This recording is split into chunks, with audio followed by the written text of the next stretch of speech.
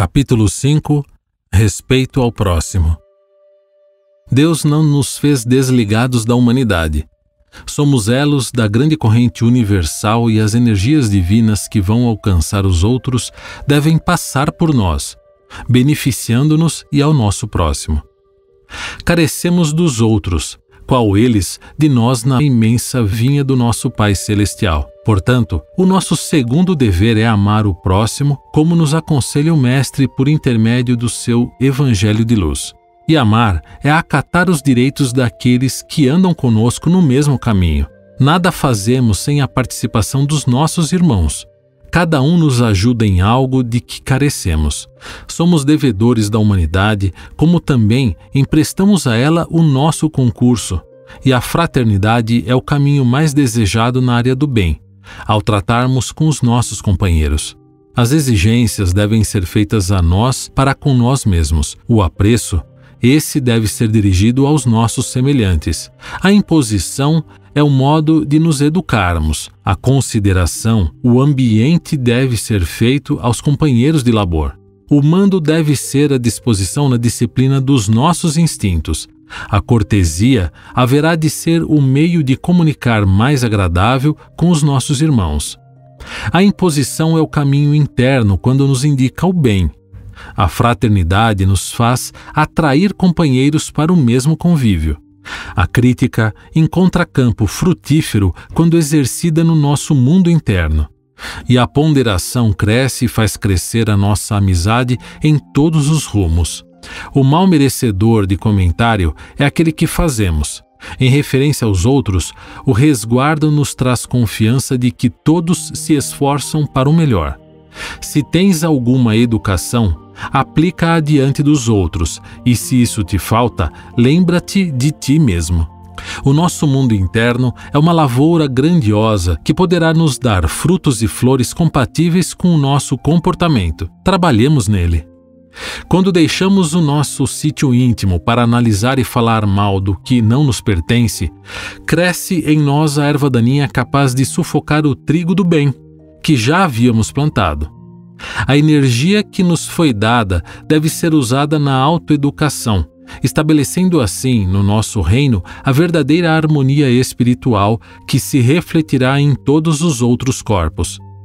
Mas, com respeito aos outros, a maior cota que poderemos fornecer para os seus corações é o exemplo dignificante, é a vivência no amor, nos caminhos da caridade. Se deres a devida importância ao teu próximo, nunca perderás.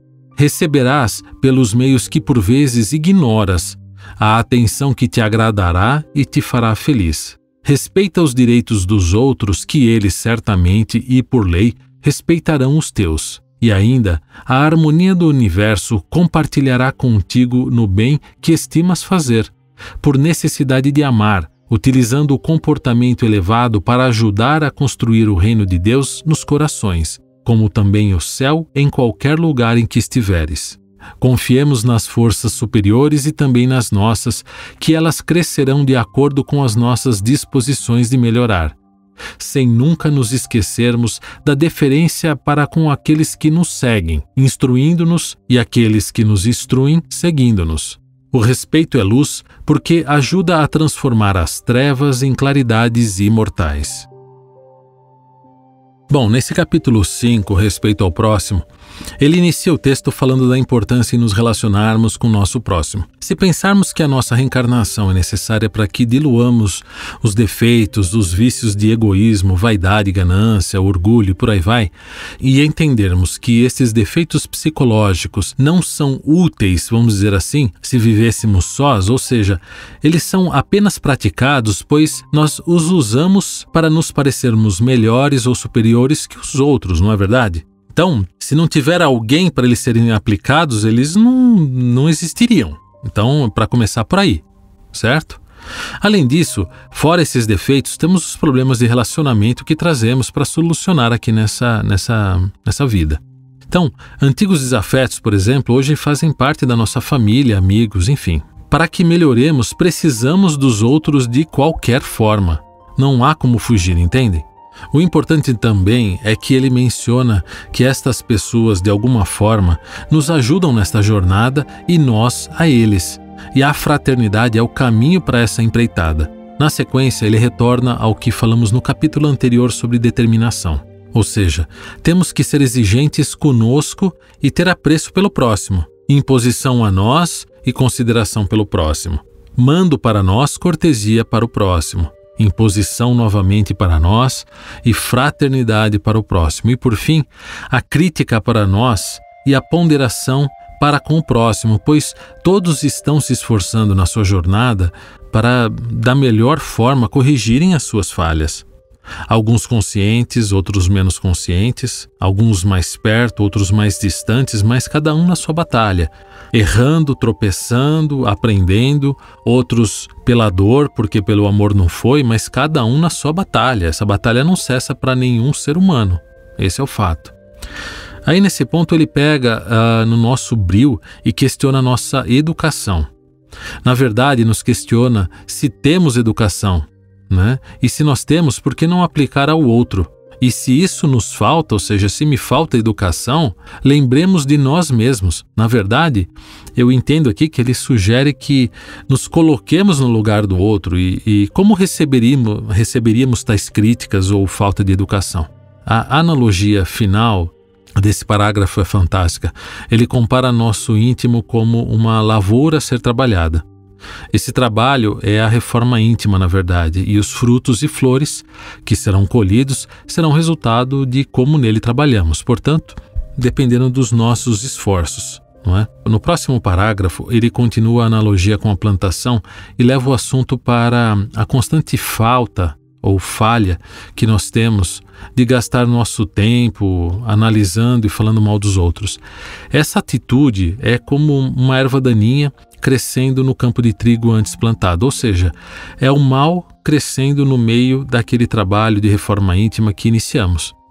Ele pode colocar a perder toda a plantação se não for tratado, não é verdade? Portanto, devemos gastar essa energia para nossa reforma e atingir a verdadeira harmonia espiritual. Para que consigamos atingir os outros e mudá-los, a forma mais eficiente disso acontecer é darmos o exemplo dignificante e a vivência no amor nos caminhos da caridade. Não será com palavras, lições de moral e coisas do tipo que nós vamos mudar o outro. Jesus fez o mesmo. O grande exemplo, isso foi falado num dos capítulos anteriores, o grande exemplo que nem sempre está claro, vamos dizer assim, é que ele não procurava mudar a cabeça das pessoas falando você está errado, você não está errado. Ele dava o exemplo. Esse é uma das maiores lições que nós temos que levar conosco. Na sequência, é abordada a lei do retorno e também causa e efeito, né?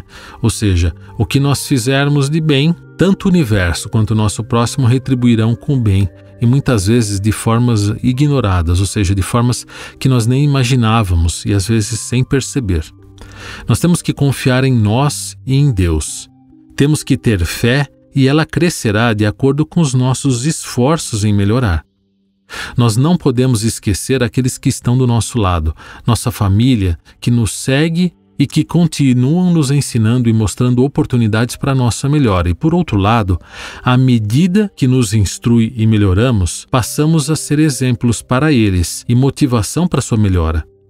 Por fim, a chave de tudo isso, gente, é o respeito que é comparado à luz que ilumina, transformando as trevas em claridade. Ou seja, o respeito abre portas largas para o entendimento, reflexão, troca de experiências e melhoria, que é a transformação das trevas no nosso interior.